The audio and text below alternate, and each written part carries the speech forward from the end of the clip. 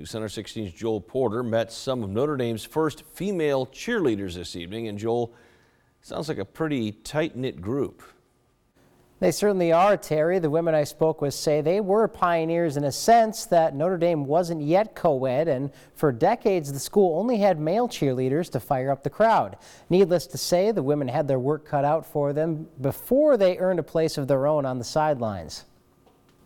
And they told us the same thing. If there's any booing, if there's any fruit that you're going to throw, if there's any bottles, cans, or anything, you're out of here. Notre Dame's 86th football season. When a group of just 4 women with spirit faced a crowd of nearly 60,000 for Notre Dame's 1973 season opener, just like the team, they came prepared.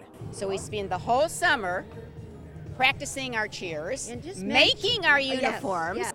And unlike a previous failed attempt to introduce women cheerleaders, this group was welcomed by the Irish faithful. And thank God, Ara Parseghian had that team ready, and he beat Northwestern, and the fans were ready for us, and it was a huge success, and cheerleading's been here ever since. And it was a very unique time. It was the beginning, and we kind of just did it on our own. The women picked a good time to start as they helped cheer on Notre Dame to an undefeated national championship season. That's not to say they didn't pick up a few bumps and bruises. I actually fell off a pyramid and broke my nose at the Southern Cal game once.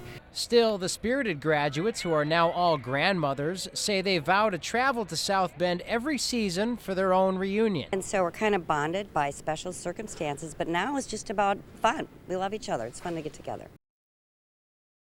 Of course, the women tell me they studied at St. Mary's prior to the two schools merging, and before that, of course, Notre Dame had all male cheerleaders going back to the 20s, and those women were hand-picked, the first 4 picked out of a group of around 50.